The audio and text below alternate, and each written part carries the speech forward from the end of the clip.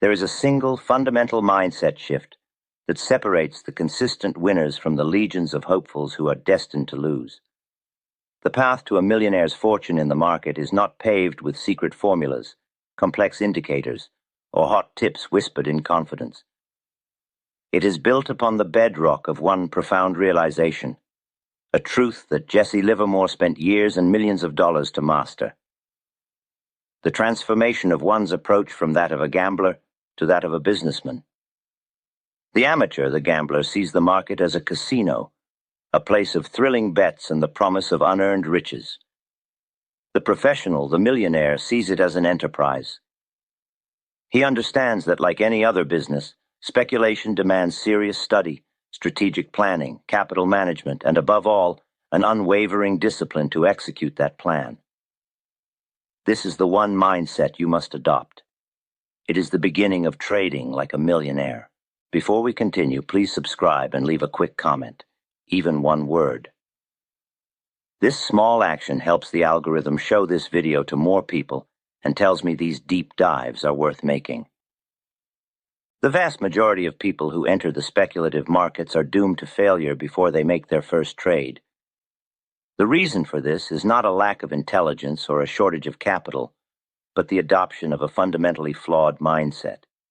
They approach the market as a gambler, and the gambler's mindset is a cocktail of three lethal poisons: the lust for quick money, the reliance on unsubstantiated information, and the incessant craving for action.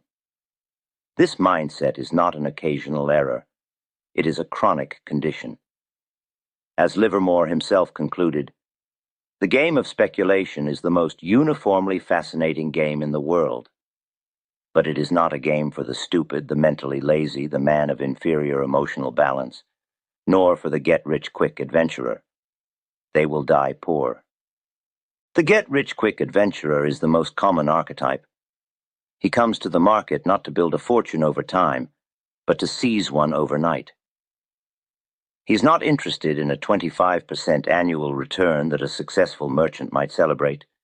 He's looking for 100% in a week or even a day. This desire for instant gratification makes him incredibly vulnerable. He has no patience for the market to set up, no time for a well-reasoned plan to unfold. He needs a profit now. This urgency forces him to take extraordinary risks, to trade on thin margins, and to jump at any sign of movement, regardless of its validity. He is perpetually chasing the market, always one step behind, and his account is inevitably chipped away by a series of impulsive, ill-timed bets. This gambler's mindset is fueled by a desperate reliance on tips and rumors. How people want tips, Livermore observed. They crave not only to get them, but to give them. The gambler abdicates the responsibility of his own thinking. He does not wish to do the hard work of studying conditions or keeping records. He wants to be told precisely what to do. He will listen to anyone, a broker, a friend, an anonymous insider quoted in a news slip, who offers the promise of easy money. This makes him the perfect victim for manipulation and misinformation. He willingly accepts bullish statements at the top of a market and panicked rumors at the bottom, because these stories feed his emotional state of greed or fear. He never asks the critical questions, never demands evidence, because the tip itself is the end of his intellectual journey, not the beginning. He is betting not on market facts, but on the word of another, a practice that consistently leads to ruin. The most destructive trait of the gambler, however, is the constant need for action. He cannot stand to be out of the market. A flat account to him feels like a missed opportunity. There is the plain fool, Livermore noted, who does the wrong thing at all times everywhere, but there is the Wall Street fool who thinks he must trade all the time. This incessant trading, this hankering for activity, is the enemy of sound judgment. It forces the speculator to make commitments when no clear opportunity exists, to trade in choppy, get-nowhere markets, where the only certainty is the steady accumulation of commissions and small, debilitating losses. Livermore himself, even after years of experience, confessed to this weakness. He recounted a time when he had correctly analyzed the cotton market, and was certain a great rise was coming. But the market was not yet ready. It was dull and inactive. His impatience, his gambler's desire to be in the game, got the better of him. He entered the market prematurely, was shaken out by its lifelessness for a small loss, and repeated this error 5 times. "I permitted impatience to outmaneuver good judgment," he admitted. By the time the real, powerful move began, his capital was diminished and his spirit was broken. He had missed the $1 million opportunity because he could not resist the gambler's urge to play every hand. The solution to this self-destructive cycle is a profound and total shift in perspective.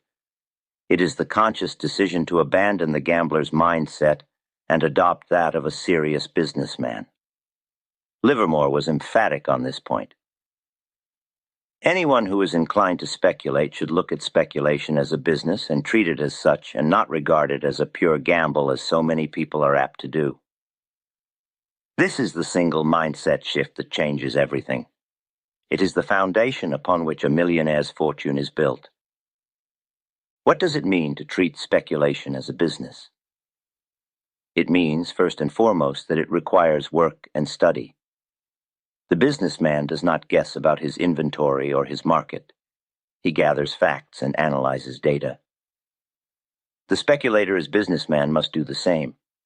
Livermore spent 40 years devoted to making speculation a successful business venture, constantly discovering new rules and testing new ideas against his records. He did not rely on hunches or impulses. He based his commitments on a definite basis for that anticipation. He studied economic conditions, analyzed the behavior of price movements, and sought to understand the psychology of the public. This was not a hobby, it was his life's work. Second, the businessman understands the critical importance of record keeping. A merchant knows his costs, his sales, his profit margins. A speculator must know his own performance with the same clinical precision. Livermore was a fanatic about keeping his own records. He did not trust charts, which he found confusing, but he meticulously recorded price movements himself. He understood that the very act of keeping your own records, of putting down your own figures, forces you to engage with the market on a deeper level. You will be surprised how many new ideas you will formulate in so doing, ideas which no one else could give to you, he wrote. His records were not just a history of prices, they were his map for anticipating future movements, his guide for identifying the critical pivotal points where major trends began. Third, and most importantly, the businessman is patient. He does not expect to build an empire in a day. He understands that real sustainable growth takes time. The gambler wants 100% in a month. A successful businessman, Livermore noted, would be pleased with a 25% return on his investment in the first year. This patience is the speculator's greatest asset. It allows him to wait for days, weeks, or even months for the perfect opportunity to present itself. It allows him to stay out of the choppy, unprofitable markets and preserve his capital and his mental clarity for the few times a year when a great, clear movement is underway. There are times when one should speculate, and just as surely there are times when one should not speculate, he insisted. The businessman speculator is not afraid of doing nothing. He understands that in those periods of inaction, the impatient gamblers are laying the foundation for his next successful venture. Adopting this business-like approach is the most crucial step a speculator can take. But how does one learn to think like this? Just as a student of business would study the careers and methods of the great industrialists, a student of the market must immerse himself in the minds of its greatest operators. The lessons of history, the memoirs of those who have navigated the treacherous waters of Wall Street and emerged with fortunes intact, are an invaluable education. To this end, a new channel, Wall Street Memoirs, has been created to serve as a library of this essential wisdom. This is not a channel for hot tips or fleeting market gossip. It is a repository of the timeless strategies, the hard-won philosophies, and the personal recollections of the legends who shaped the financial world. By studying their campaigns, their successes, and just as importantly, their failures, you begin to understand the business of speculation at its highest level. You learn how they managed capital, how they analyzed conditions, and how they cultivated the discipline to act like true professionals. For anyone committed to making this mindset shift, Wall Street Memoirs is an essential resource for learning how to both preserve and multiply your capital. The link is in the description. Adopting the mindset of a businessman is the foundational act of transformation for a speculator. But a mindset alone does not yield profits. It must be translated into a set of working principles, a mechanical approach that governs every action in the market. A successful business is not run on emotions, hopes, or guesses. It is run on facts, sound capital management, and strategic patience. Jesse Livermore, in his evolution from a gambler to a market professional, developed a methodology that embodied these business principles with profound clarity. This was the machinery that powered his greatest campaigns, the mechanics of the millionaire mindset. The first and most fundamental principle of this business approach is that all decisions must be based on facts, not on hope or opinion. For a businessman, facts are found in inventory levels, sales reports, and market conditions. For Jesse Livermore, there was only one source of undeniable fact: the market itself. His most famous aphorism, "Markets are never wrong, opinions often are," was not a clever turn of phrase. It was the cornerstone of his entire operational philosophy. He understood that his own opinion, no matter how brilliantly conceived or deeply researched, was worthless until it was validated by the action of the market itself. The speculator's job is not to argue with the tape or to impose his will upon it, but to decipher its message and act accordingly. The tape is the ultimate arbiter of truth. How then did Livermore extract these facts from the market? He developed a systematic method for demanding confirmation before making a significant commitment. He learned through costly experience that acting on an opinion prematurely was the most certain path to loss. He wrote, "After forming a definite opinion with respect to a certain stock or stocks, do not be too anxious to get into it. Wait and watch the action of that stock or stocks market-wise." This waiting was not passive. It was an active search for a specific, confirmatory signal.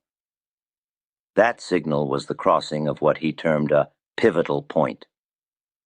A pivotal point was a price level of strategic importance, a new high for a movement, a major round number, or the breach of a long-term consolidation range. The crossing of this point was the market's own declaration that the period of indecision was over, and that the line of least resistance had been clearly established in one direction. It was the factual evidence he required before he would risk his capital. It transformed his entry from a speculative guess into a business decision based on verified market strength. Even with the signal of a pivotal point, his demand for facts was not yet satisfied. He never plunged into a full position at once. His first move was always a small, exploratory bet, a probe designed to test the market's immediate response. This initial trade was a question asked of the market. Is my timing correct right now? The market's answer came immediately in the form of a small profit or a small loss. If the initial trade showed a profit, it was a factual confirmation that he was in harmony with the market's immediate momentum. If it showed a loss, it was a factual refutation of his timing. This initial test was a critical part of his fact-finding process. It provided an immediate real money verdict on his judgment, allowing him to proceed with confidence or retreat with minimal damage. The second principle of the business approach is the management of capital as a precious business asset. A successful businessman does not throw good money after a failing product line. He protects his capital and allocates it to where it will be most productive. Livermore applied this same cold logic to his trading. This led to his most inflexible rule: never average losses. He saw this common practice as the ultimate violation of sound business principles. "That is a most common practice," he wrote with disdain. "Great numbers of people will buy a stock, and 2 or 3 days later, if they can buy it at a lower price, they are seized with the urge to average down." He viewed this as a form of financial insanity. To add to a position that is already showing a loss is to reinforce failure. It is a bet made not on evidence, but on pure, desperate hope. The businessman speculator must act like his own insurance broker, and the first premium he pays is taking the first small loss. Profits always take care of themselves, he famously stated, but losses never do. The speculator has to insure himself against considerable losses by taking the first small loss. The logical corollary to this rule is the core of his wealth-building strategy, the method of pyramiding. While averaging down is the act of reinforcing failure, pyramiding is the business strategy of reinforcing success. It is the practice of adding to a position that is already showing a profit. This is the ultimate expression of the business mindset, reinvesting in what is working. A businessman expands the department that is most profitable. He does not pour more resources into the one that is losing money. The speculator must do the same. Livermore's rule was to buy on a rising scale. He would make his initial exploratory purchase at the pivotal point. If it showed a profit, he would buy a second lot, but only at a higher price. If that too showed a profit, he would buy a third lot, again at a still higher price. Each succeeding purchase was a vote of confidence backed by the market's own evidence. This method ensures that the speculator has his largest position on only when he is most correct, and when the market is moving most strongly in his favor. It is a strategy of offensive capital allocation, designed not merely to preserve capital, but to aggressively compound it on the back of a proven correct judgment. The third, and perhaps most difficult principle of the business approach is the cultivation of patience as a primary virtue. A businessman understands that significant results are not achieved overnight. A great enterprise is built over time, through strategic planning and consistent execution. The gambler, in contrast, craves instant results. Livermore came to realize that this was the fundamental difference between his early, inconsistent trading and his later massive successes. He learned that the truly life-changing money was not made in the frantic, day-to-day fluctuations, but in the great sustained trends, the big swings. He wrote, "The game of speculation is the most uniformly fascinating game in the world. But it is not a game for the stupid, nor for the get-rich-quick adventurer. The get-rich-quick mindset is the enemy of patience." This realization led him to develop his famous principle of sitting tight. He concluded, "It never was my thinking that made the big money for me. It always was my sitting." This is one of the most profound and misunderstood statements in the history of speculation. Sitting tight is not a passive act. It is the active, disciplined decision to hold a correct and profitable position, to resist the fearful impulse to snatch a small profit and to allow the trend to run its full course. The average man, having secured a small profit, is terrified of losing it and rushes to sell. The businessman speculator understands that his profit is the market's confirmation of his judgment, and it provides him with the courage to hold on for the much larger gain that the major trend promises. He has the patience to sit through the normal reactions, the healthy and expected pullbacks that shake out the weak and fearful. His business plan is not to scalp a few points, but to capture the heart of the great move, and this requires the unwavering patience to stay with it. Disregarding the big swing and trying to jump in and out was fatal to me, he confessed. The adoption of this one principle was the final key to unlocking the millionaire mindset. The struggle to implement these business principles in the emotionally charged arena of the stock market is the central drama of a speculator's life. It is a battle fought not against the market, but against one's own ingrained human weaknesses.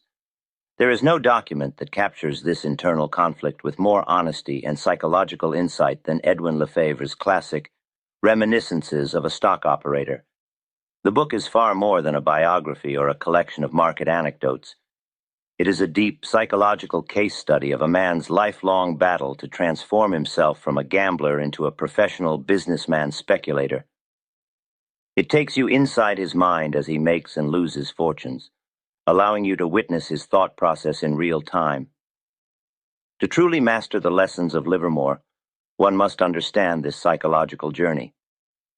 The detailed chapter-by-chapter analysis of Reminiscences by Max Davidson acts as a modern-day business coach. It dissects each of Livermore's trades as a business case study, revealing where his adherence to business principles led to millions in profit, and where his surrender to emotion led to financial bankruptcy. It is an indispensable guide for anyone who wishes to not just learn the rules, but to internalize the mindset that made them work. The link is in the description. The adoption of a business-like methodology, complete with rules for entry, capital management, and strategic patience, provides the necessary structure for successful speculation. However, this structure alone is an empty vessel. It is the speculator's mind, his emotional discipline, that must fill it. The final and most profound transformation required to trade like a millionaire is the construction of a psychological fortress. This is the inner citadel where the trader learns to conquer the most powerful and insidious enemies he will ever face, his own hope and his own fear. Jesse Livermore's journey to mastery was not a technical one, but a psychological one. He learned that the mechanics of trading were secondary to the mastery of self, and that the business mindset was, above all, a system for emotional control. The first step in building this fortress is to recognize the true nature of these internal enemies. In the business of speculation, hope and fear are not allies. They are saboteurs, and they achieve their destructive work through a cunning inversion of their natural roles. The average man, the gambler, hopes when he should fear and fears when he should hope. When a trade goes against him, showing a loss, he is consumed by hope. He hopes for a recovery, for a second chance, for the market to vindicate his initial judgment. He clings to a failing position, unwilling to accept the reality of his mistake. The business mindset offers a cold, logical antidote to this emotional poison. A businessman does not hope that a failing product line will suddenly become profitable. He analyzes the facts, acknowledges the failure, and liquidates the inventory to cut his losses and free up capital for a more promising venture. Livermore learned to apply this same dispassionate logic to his trading. A losing stock position is a failing product line. To hold on to it is to violate every principle of sound business. He trained himself to reverse the natural emotional response. When a trade showed him a loss, he did not feel hope. He felt an immediate and acute sense of fear. He feared that the small, manageable loss could grow into a devastating one. This fear was not a paralyzing emotion, but a catalyst for immediate, decisive action. It was the signal to close the position, to amputate the gangrenous limb before it could poison the entire portfolio. Profits always take care of themselves, he famously stated, but losses never do. The speculator has to insure himself against considerable losses by taking the first small loss. The business mindset transforms fear from an enemy into an essential risk management tool. Conversely, when a trade goes in his favor and shows a profit, the amateur is filled with fear. He is terrified that his fragile paper profit will be snatched away by the market's next fluctuation. This fear compels him to sell too soon, to take a small, quick gain and abandon a position that could have become the foundation of a great fortune. The businessman speculator once again reverses this impulse. A profit is a factual confirmation from the market that his judgment is correct. It is the equivalent of a product line that is flying off the shelves. This is not the time for fear. It is the time for hope and courage. It is the time to have the conviction to hold the position, to sit tight, and to allow the winning trade to run its full course. This psychological reversal is the very essence of the millionaire mindset. It is the discipline to be ruthless with failure and patient with success. The second pillar of the businessman's psychological fortress is the cultivation of a long-term vision. The gambler is fixated on the present, on the next tick of the tape, on the immediate possibility of a small profit. The businessman, by contrast, is always looking ahead. He analyzes broad trends, studies underlying conditions, and makes his decisions based not on today's news, but on the anticipated probabilities of the future. Livermore's own career was a perfect illustration of this evolution. He began as a pure tape reader, a master of the market's immediate fluctuations. But his greatest successes came only after he learned to lift his gaze from the tape and study the horizon. He became a student of general conditions, realizing that the big money must necessarily be in the big swing. He learned that the course of the market is always from 6 to 9 months ahead of actual business conditions.